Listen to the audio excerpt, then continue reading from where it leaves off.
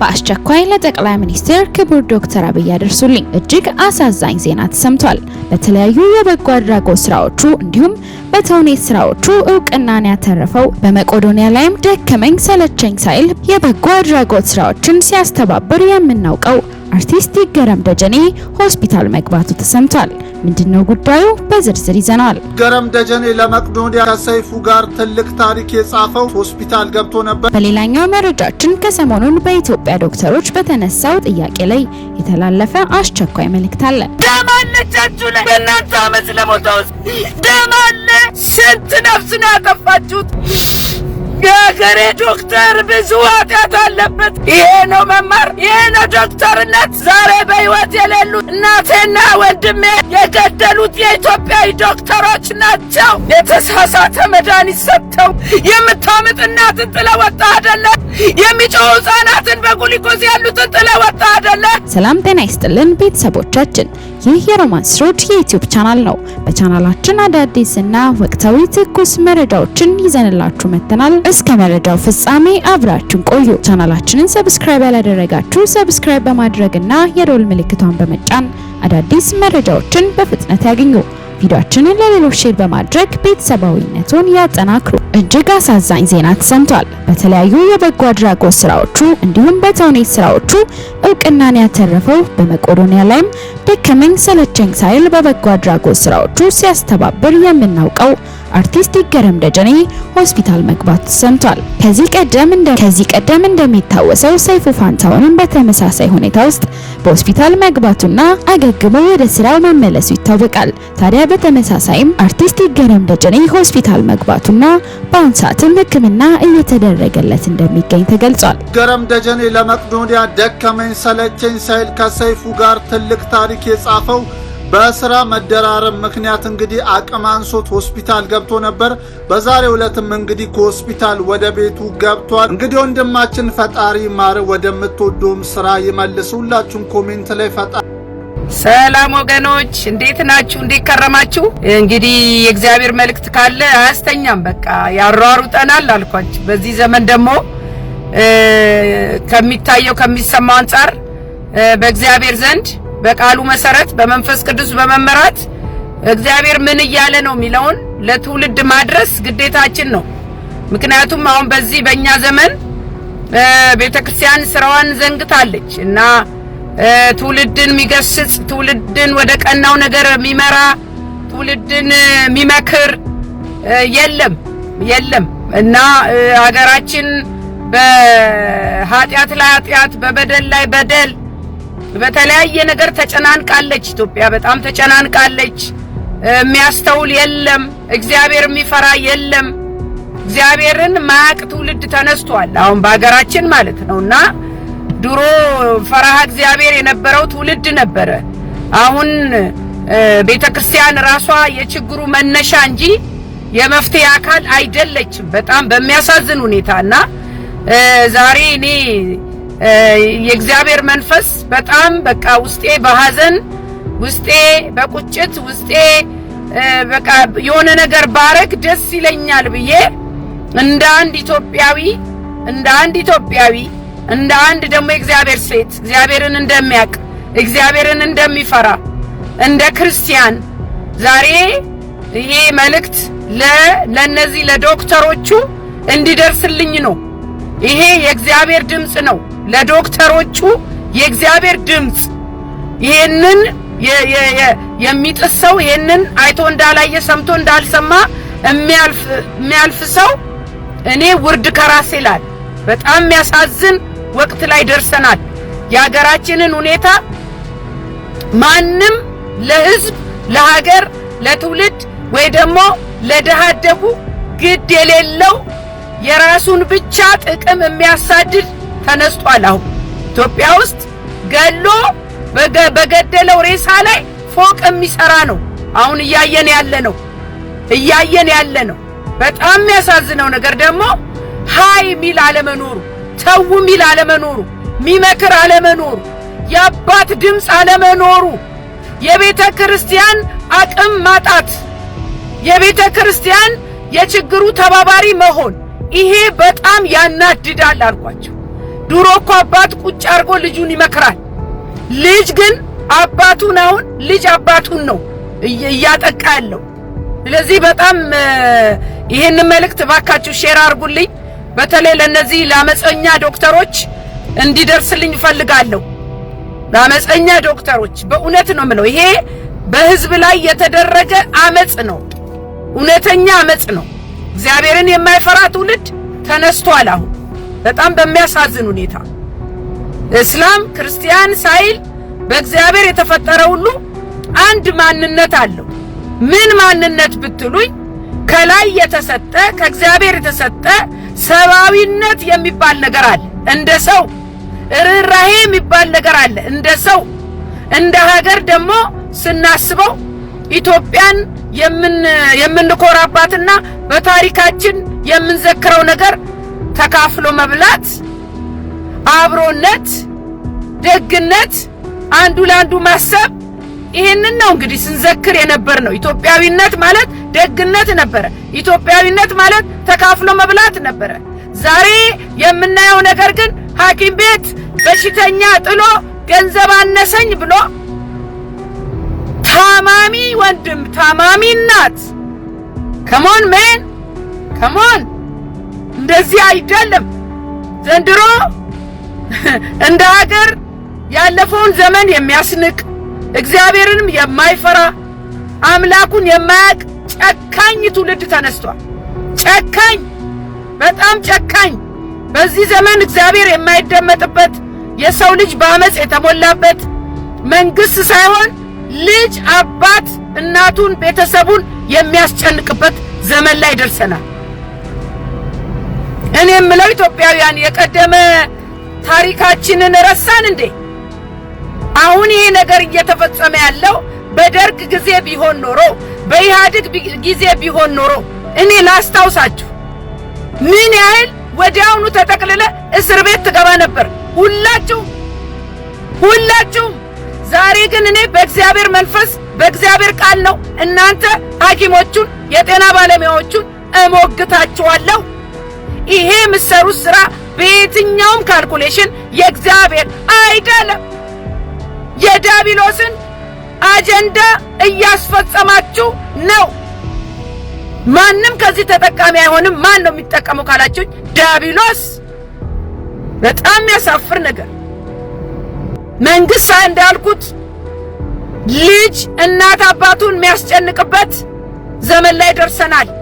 የቀደሙ መሪዎችን እግዚአብሔርን አያውቁም የሚባሉት ትውልድን እንዴት አንዴ ዝመት ሲሉት፣ አንዴ ብሔራዊ ውትድርና ሲባል፣ አንዴ ዜግነት ግዴታ እያሉ ሲያስጨንቁት ብዙ የሰቆቃ ዓመታት አልፈዋል። እናት ወንድ ልጅ ባልወለድኩ ያለችበት ጊዜ አልፏል። በጣም እኮ የሚያሳፍር ነገር ነው። እናንተ አታስታውሱም? እኔ በደርግ ጊዜ አስታውሳለሁ። ብሔራዊ ውትድርና እናት ወንድ ልጅ ባልወለድኩ ብላ ምሸሽግበት ዘመን አልፏል። ዛሬ ብሔራዊ ውትድርና የለም። ሐኪሞች እንኳን በግዳጅ ለ2 ዓመት በነፃ ያገለግሉ ነበረ። እናንተ ዶክተሮቹ ሐኪሞቹ ኢትዮጵያውያን አይደላችሁም እንዴ? ኢትዮጵያውያን አይደላችሁም ነው? ሌላ ከሌላ ሀገር መጣችሁ? በጣም የሚያሳፍርና የሚያናድድ ነገር ነው አሁን እየሆነ ያለው። ስሙኝ፣ በዚህ ሰሞን ፊደል የቆጠሩ የተማሩ ጨካኞች ብያቸዋለሁ። የተማረ ጨካኝ እናንተ አያድርስ ነው ለካ። እግዚአብሔርን የማይፈሩ ሐኪሞች ተነስተዋል። አሁን ደግሞ እንዴ ሌላ ራስ ምታት ወንድም ዓለም፣ ሌላ መከራ ድሃው ህዝብ ላይ አንተ ደሞዝ አነሰኝ ብለህ። ይህ የዲያብሎስ ተልእኮ ነው። የፈረደበት ድሃው ሊንገላታ የመከራ ጽዋውን እንዲግፍ ተነስታችሁበታል። ሳይማር ያስተማረ ህዝቤን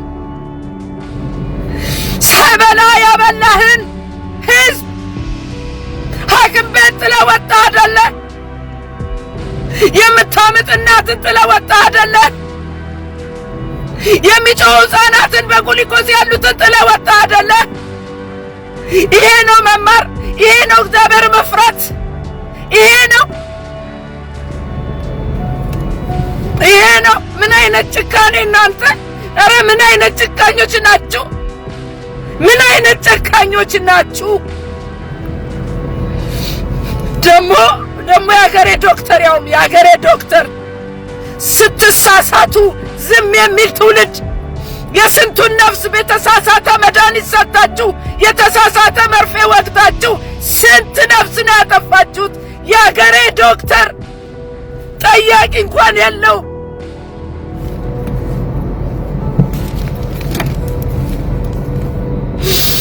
የሀገሬ ዶክተር ብዙ ኃጢአት አለበት። የሀገሬ ዶክተር ብዙ ግፍ አለበት። ጭራሽ እናንተ አሁን ህዝቡ ላይ ተነሳችሁ። ደግሞ እናንተ የሳይበላ ጦሙን ውሎ ያስተማረህን አባት ሐኪም ቤት ጥለህ ወጣህ አይደለ? ለራሷ ልብስ ሳትቀይር ተጎሳቁላ ያስተማረችህን እናት ሐኪም ቤት ጥለሃት ወጣህ አይደለ? ይሄ ነው መማር? ይሄ ነው እግዚአብሔር መፍራት? ይሄ ነው ዶክተርነት? ስሙኝ፣ እኔ ራሴ በወንድሜና በእናቴ ላይ ዛሬ በሕይወት የሌሉት እናቴና ወንድሜ የገደሉት የኢትዮጵያዊ ዶክተሮች ናቸው። የተሳሳተ መድኃኒት ሰጥተው እናቴ በኮቪድ ስትሰቃይ እንዲያገላበጡ ዞር ብለው ሳያዩ ስንትና ስንት ገንዘብ እየበላችሁ። ኧረ እንደ ኢትዮጵያ ሕዝብ ዘንድሮ የተጨካከነ የለም። እናንተ የኢትዮጵያ ዶክተሮች ጨካኞች፣ ቸልተኞች ናቸው። ብዙ ዕዳ አለባቸው። ብዙ ደም እጃቸው ላይ አለ። በስተት የገደላችሁት አለ። ያንን እንኳን ሕዝብ አልጠየቃችሁም። አሜሪካን ሀገር ብትሆኑ ለእያንዳንዱ ለጠፋው ነፍስ እያንዳንድሽ ትጠየቂ ነበረ። የሀገሬ ሕዝብ ግን ድሃ ነው። አምኗችሁ ነፍሱን ሰጠ። አምኗችሁ ሐኪም ቤት መጣ። አሁን ደግሞ የታመመውን ጥላችሁ ወጣችሁ አይደለ? ያ ዳያሊሲስ የሚወስደው ወንድምስ አንተ ምን አረከው? አንተ ምን አረከው? ምን አረጋችሁት እናንተ?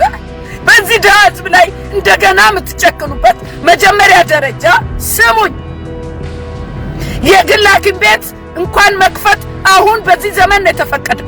እንዳሸን የፈላ የግል ሐኪም ቤት። ሁለተኛ ነገር ደግሞ የመንግስት ሐኪም ቤት እኮ ድሃው ነው መጥቶ የሚታከመው። ከዛ ድሃ መንግስት ገንዘብ አይወስድም። ብዙዎቹ በነፃ ነው የሚታከሙት። እናንተም ደግሞ የመንግስት ሐኪም ቤት የምታገለግሉ የተወሰነ ገንዘብ ይሰጣችኋል፣ እንደ ግሉ አይደለም። ግን አነሰኝ ነው ያላችሁት። አነሰኝ እያላችሁ በሌላ መንገድ አትናገሩ። እንዴት በህዝብ ላይ ትፈርዳላችሁ? ይሄ እግዚአብሔር ሥራ ነው ወይ? እግዚአብሔር የሚፈራ ሰው፣ እግዚአብሔር የሚያውቅ ሰው እንደዚህ ያደርጋል ወይ? እኔ ያልገባኝ ይሄ ነው። ኧረ የኢትዮጵያ ህዝብ ጨከነ። በተለይ ከላይ ያሉት ጨከኑ። እናንተ እነዚህ የተማሩት ጨከኑ፣ ድሃው ላይ ጨከኑ። አሁን ሰሞኑን ደግሞ እዚህ ሰሜን ላይ ትግራይ አካባቢ ጦርነት ሊጀመር ነው ተብሎ እናቶች መሬት አቧራ ላይ እየተንከባለሉ ለሚያውቁት አምላካቸው ይንደባለላሉ። አይ እያሉ ጦርነት እንዳይመጣ ለመከልከል። ይህ ህዝብ የት ይግባ? ድሃው የት ይግባ?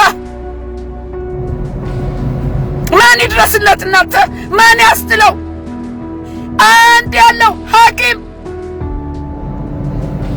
ሳይማር ያስተማረህን ወላጅህን ጥለህ ሐኪም ቤት አንተ ወጥተህ ሰልፍ ወጥተህ ያስተማረ ማን ነው? ስሙኝ፣ ኧረ ብዙ ጉድ አለ። ስሙኝ፣ ዛሬ በደንብ ነው የምናገረው፣ በደንብ እናገራለሁ። ስሙኝ፣ ፊደል የቆጠሩት ጨካኞች፣ እግዚአብሔርን የማይፈሩ ሐኪሞች ተነስተዋል። ደግሞ አሁን አገሬ ላይ ተነስተዋል። ይህ የዲያብሎስ ተልእኮ ነው። የፈረደበት ድሃው ሊንገላታ የመከራ ጽዋውን እንዲግፍ ተነስታችሁበታል። ድሃው ላይ ሳይማር ላስተማረ፣ ሳይበላ ላይበላ ልጄ ደርሶልኛል፣ ይጦረኛል፣ ያክመኛል ሲል እናንተ ግን ካለችው ትንሿ የተስፋ ጭላንጭል ወሰዳችሁበት። በሞትና በሕይወት መካከል ያለን የአገሬን ድሃ ሕዝብ በተኛበት አልጋ ጥላችሁ ወደ አመፅ ወጣችሁ አይደለ እናንተ? ኧረ ምን አይነት ናችሁ እናንተ? ኧረ እንዴት አይነት ጨካኞች ናችሁ? ታሞ የተኛው ሕፃን ምን አረጋችሁት እናንተ? ሕፃኑ ትታችሁ ያ ስትንከባከቡት የነበረው እናትን ጥለህ ወጣ አይደለ? ያትስ ምታምጠው ጤስ ምታምጠው ማየስ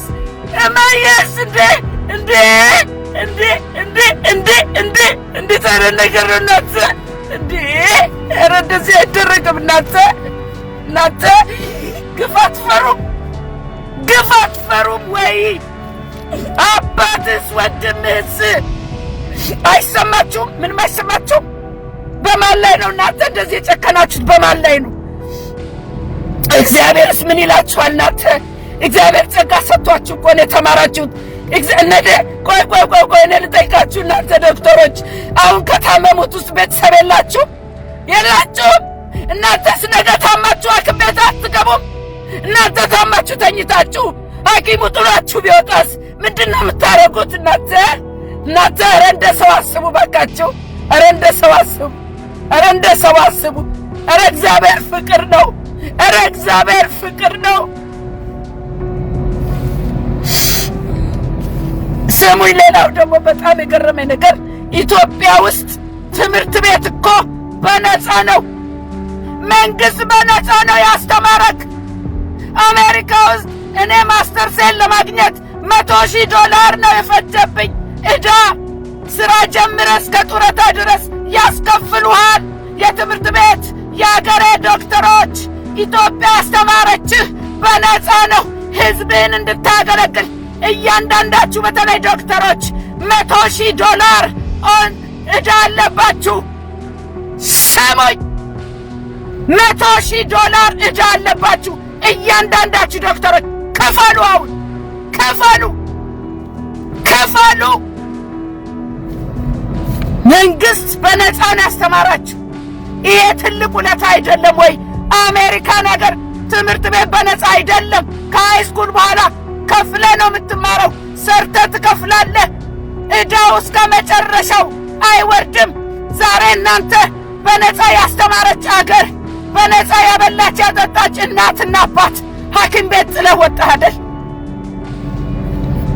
ውለታ መክፈል ይህ ነው። ሕክምናና ፖለቲካ፣ ሕክምናና ዘረኝነት፣ ሕክምናና አመፅ ምን አገናኘው? እኔ ዛሬ በእግዚአብሔር ቃል ነው የምሞግታችሁ። አሁን እናንተ ሐኪሞች እውነት የሰው ህሊና አላችሁ?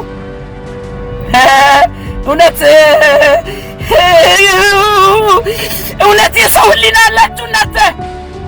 እውነት ሰዎች ናችሁ እናንተ?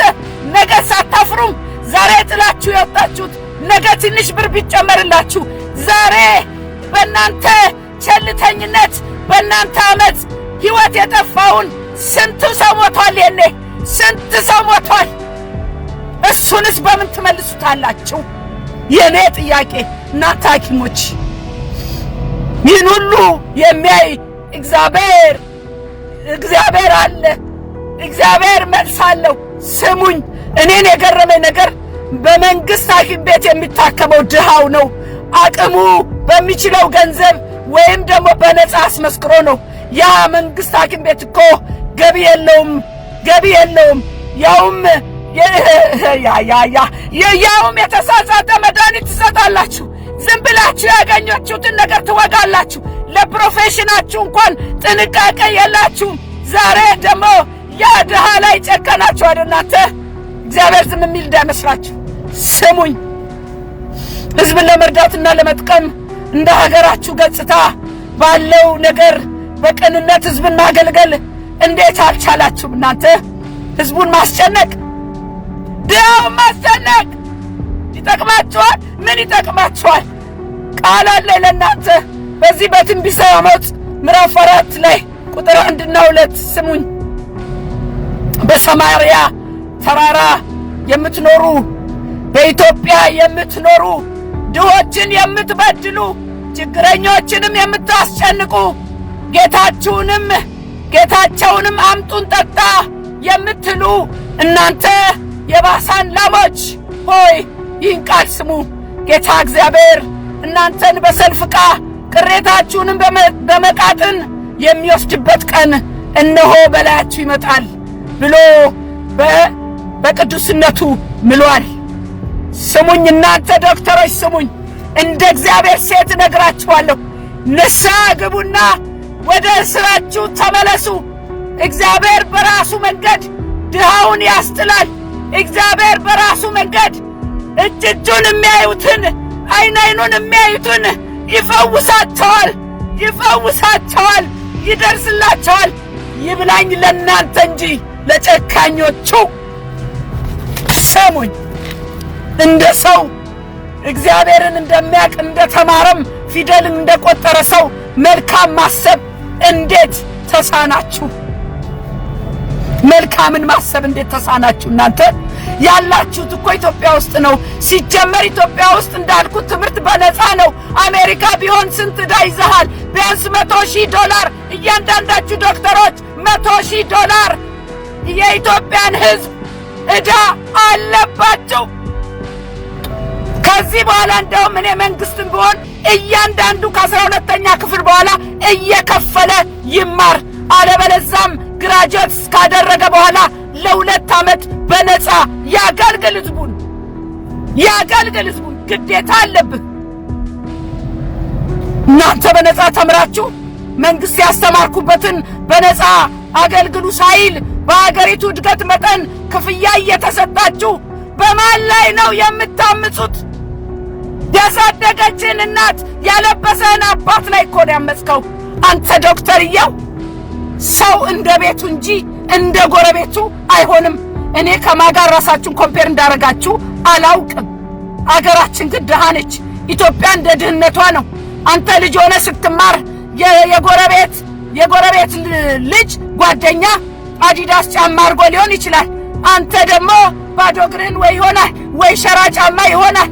አባቴ ብለህ እንደ ጎረቤቴ ልሁን ትላለህ እንዴ? አትልም። በዛው በሸራ ጫማ ትማራለህ።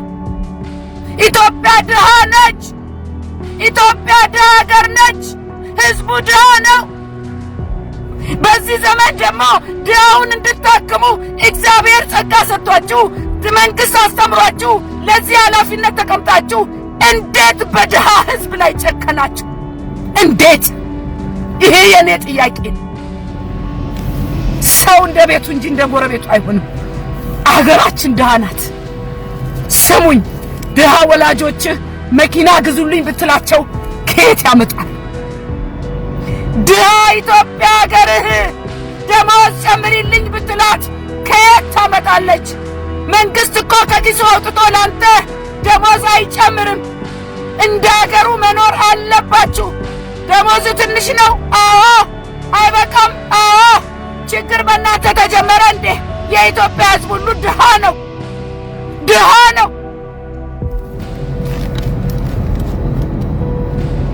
ያው ምርጫ አላችሁ እናንተ። የግል ሐኪም ቤት ትርፍ ሰዓታችሁን ብትሰሩ ገንዘብ ታገኛላችሁ። እዛ በሕክምና ሰበብ ደግሞ ብዙ የሚሰራ ኃጢአት አለ። ኃጢአታችሁን አወራርዱ። በእግዚአብሔር ስር ዝቅ በሉ። እግዚአብሔርን በመፍራት ህዝብ አገልግሉ። እናንተ ሐኪሞች እግዚአብሔር ይነሳል፣ ለድሃው ይፈርዳል። ውርድ ከራሴ የዲያብሎስን አጀንዳ አታስፈጽሙ። እግዚአብሔርም አይወደውም። ህዝቡን የበለጠ ወደ ችግር ውስጥ ወደ እሳት ውስጥ አትክተቱ። በሰበብ አስባቡ አይሙት የህዝብ እናንተ። ኧረ ሞት በዝቷል አገር ቤት። በሰበብ አስባብ ሞት። የሰው ልጅ ነፍስ እንደ ዋዛ እንዳልኳችሁ እዚህ ራያ አካባቢ፣ ትግራይ አካባቢ ያለቅሳሉ እናቶች። ለምን? ያለፉበትን እሳት የጦርነትን ክፋት የሚያውቁት እናቶች ናቸው። ዛሬ እነዛ ሲያዋጉ የነበሩት ዛሬም ሱፍ ለብሰው ቢሮ ነው ያሉት እኮ እናንተ። ቢሮ እኮ ነው ያሉት። እነሱ እኮ ምንም አልሆኑም እኮ። እነዚህ እናቶች ግን መሬት ላይ እየዳሁ ወይኔ ይላሉ። ያ እሳት እንዳይመጣ፣ ያ ጦርነት እንዳይመጣ ይህንን አይታችሁ ወደ ጦርነት ልትገቡ ያሰባችሁ እግዚአብሔር በእናንተ ላይ ይነሳል። እግዚአብሔር በእናንተ ላይ ይፈርዳል። የእናቶች እንባ ይፋረዳችኋል። የእናቶች እንባ ይፋረዳችኋል። እናንተ የምታክሙት ህዝብ የምታገለግሉት እናት አይደለችም እንዴ? ወይ አባት አይደለም ወይ? ሕፃን ልጅ የላችሁም እናንተ? ወይ ታማችሁ አታውቁም? ሰው አይደላችሁም እንዴ እናንተ ዶክተሮች? ነገ እኮ እናንተም ያማችኋል እኮ አይደለም እንዴ? ያሳደጋችሁ ማህበረሰብ አይደለም እንዴ? ወይ እናንተስ ቤተሰብ የላችሁ? ምን ሆናችሁ ነው አውሬ የምትጫወቱት እናንተ? በመንግስት ሐኪም ቤት ያለው ህዝብ የእናንተ አይደለም? ኢትዮጵያዊ አይደለም እንደ ሐኪም ቤት የተኛው? ጥቁር አንበሳ ጳውሎስ የተኛው ማን ነው እናንተ? የእናንተ የወጣችሁበት ማህበረሰብ መስሎኝ እናንተ። ኧረ ምን ሆናችሁ ነው? ይሄ ከሰው አይጠበቅም፣ እንደ ኢትዮጵያዊ አይጠበቅም እንዲህ አይነት ነገር።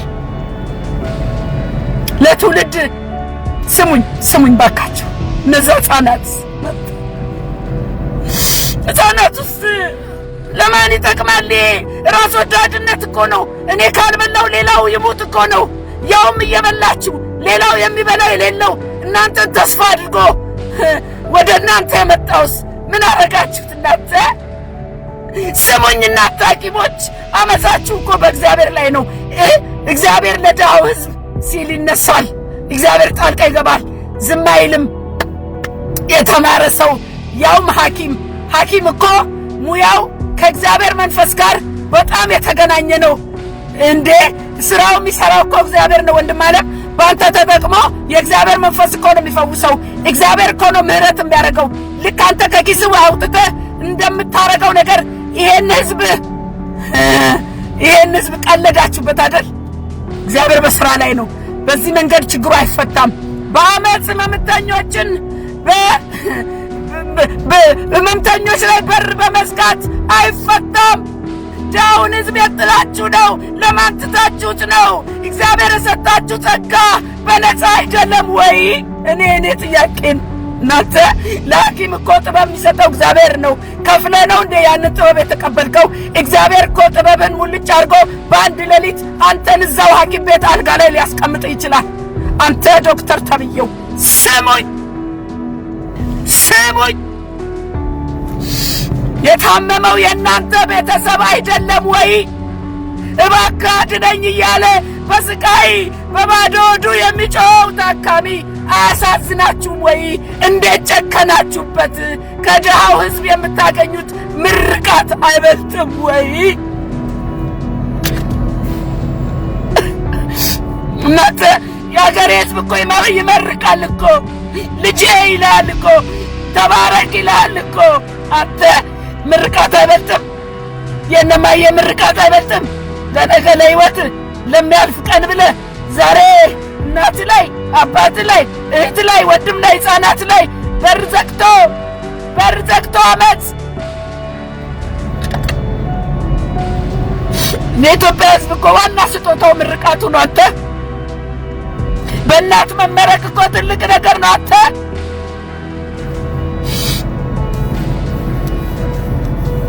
ይህ ችግር ጊዜያዊ አይደለም።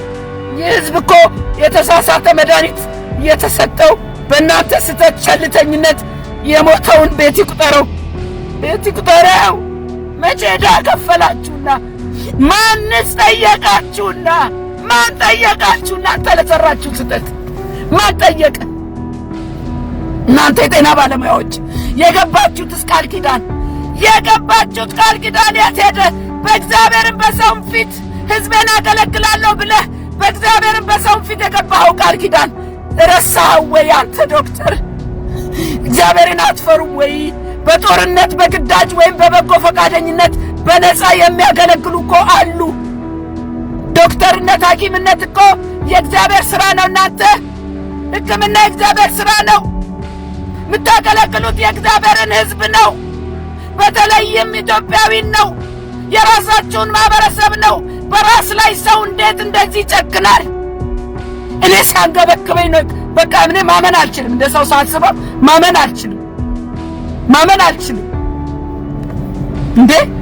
ለእግዚአብሔር ሲባል እኮ በነፃም እኮ ማገልገል አለ። እናንተ እነዚህ ከውጭ ሀገር እየመጡ በነፃ ኢትዮጵያ ውስጥ የልብ ሕክምና የተለያየ ነገር እርዳታ የሚሰጡትን ምን ልትሏቸው ነው? ምን ልትሏቸው ነው?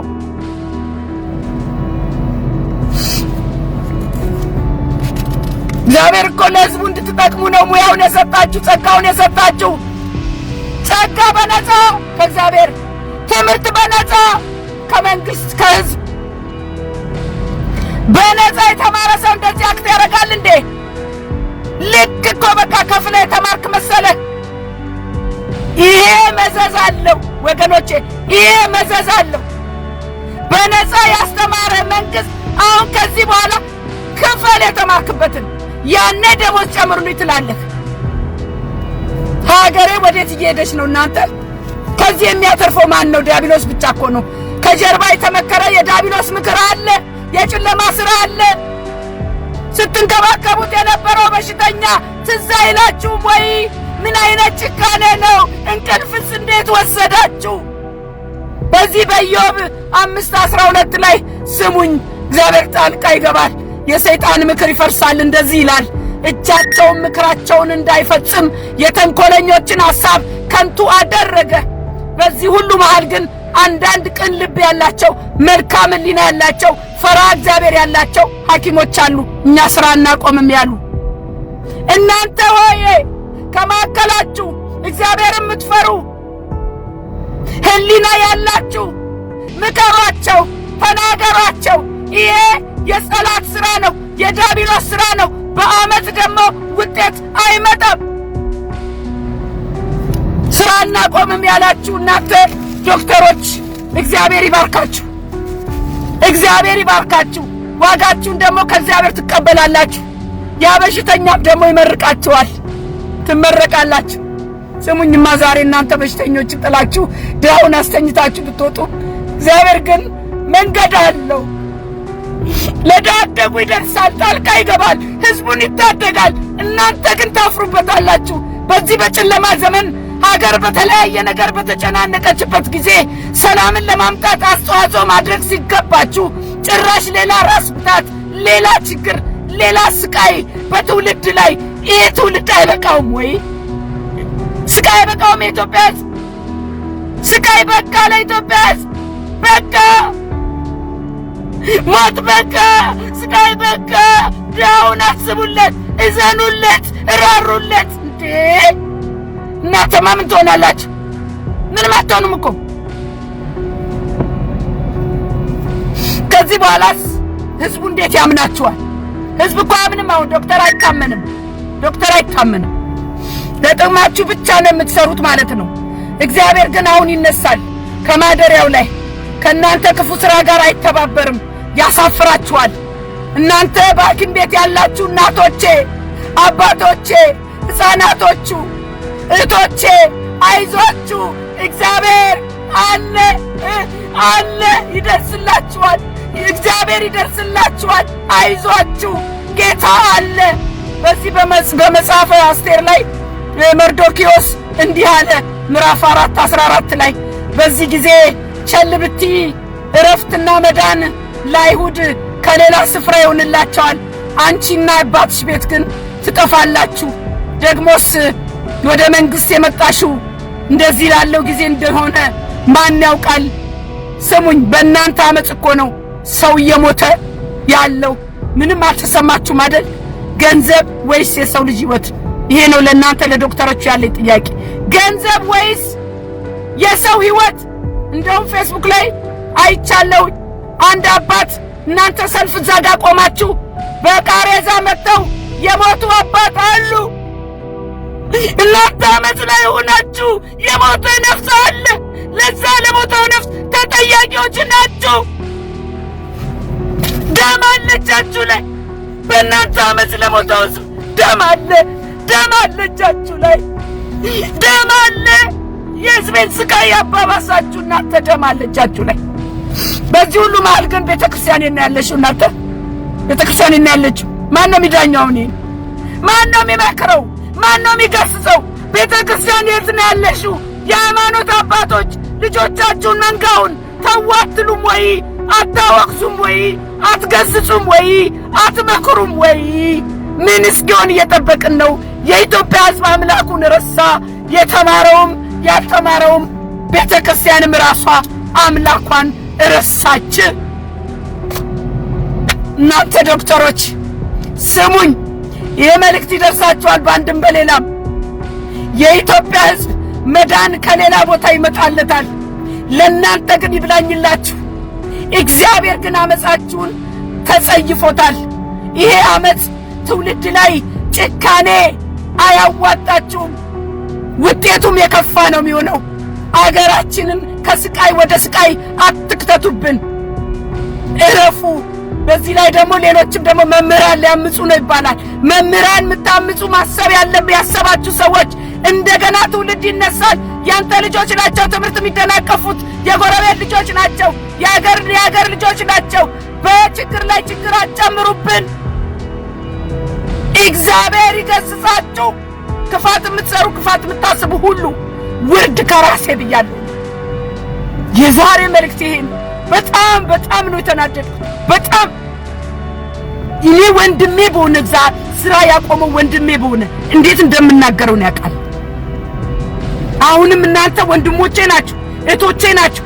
ስራ ያቆማችሁ ሐኪሞች አሁንም ስራ ለማቆም የምታስቡ እናንተ የራሳችሁን ኃጢአት የራሳችሁን ይሄ ድሃ ሕዝብ ብዙ የሸፈነላችሁ ስተት አለ፣ ኃጢአት አለ። የብዙ ሰው ነፍስ ጠፍቷል በከንቱ በሐኪሞች ቸልተኝነትና ስተት። ለዚህ ደግሞ ማንም አልጠየቃችሁት። ዕዳ አለባችሁ የዚህ ድሃ ሕዝብ። ጭራሽ አላክምም ብላችሁ አዛ አስተኝታችሁ በር ዘግታችሁ ትወጣላችሁ። ሼም ኦን ዩ እናንተ ዶክተሮች፣ ሼም ኦን ዩ። እግዚአብሔር አይወደውም። ይሄ ሁሉ እግዚአብሔርን አለመፍራት ነው። እውነተኛውን ወንጌል የክርስቶስን ወንጌል አለማወቅ ነው። የክርስቶስ ኢየሱስን ፍቅር አለማወቅ ነው። እግዚአብሔር አምላኩን የረሳ ሕዝብ ነው። እናንተ ዶክተሮች ኢየሱስ ክርስቶስ ለእኔና ለእናንተ በመስቀል ላይ የተንጠለጠለው ለጠላቶቹን የሞተው የሚሰሩትን አያውቁምና ይቅር በላቸው ያለው ዛሬ እናንተ ይሄንን ረግጣችሁ ድሃው የምታስጨንቁ ዛሬ ተመለሱ፣ እረፉ ላሉ በጌታ በኢየሱስ ክርስቶስ ስም እግዚአብሔር ጣልቃ ይገባል። ይሄንን ነግራችኋል። እግዚአብሔር ጣልቃ ይገባል። ታፍራላችሁ። ኢየሱስ ጌታ ነው። የዛሬ መልእክት ይሄ ነው። እባካችሁ ሼር አድርጉልኝ ፕሊዝ። ይድረሳቸው ለነዚህ ለአመፀኛ ዶክተሮች ይድረሳቸው። እናንተ ከአባትና ከእናት ጋር ከድሃው ጋር እኮ ተካፍሎ መብላት ችግር ባንተ ብቻ አልተጀመረም። አገራችን ችግረኛ ናት። ሰዋት እንደ ቤትህ እንደ ሀገርህ መጠን ትኖራለህ እና ኢትዮጵያ ቁጭ ብለህ በዶክተር ስም እንደ አሜሪካ ሊከፈል ትጠብቃለህ። እንደዛ ካሰብከው ደግሞ አንተ ዕዳ ውስጥ ትገባለህ። ልክ እንደ አሜሪካ እያንዳንዳችሁ $100,000 አርጋችኋል። ሃሎ ክፈሉ። ይሄ ነው የዛሬ መልእክቴ። ሻሎም ተባረኩልኝ።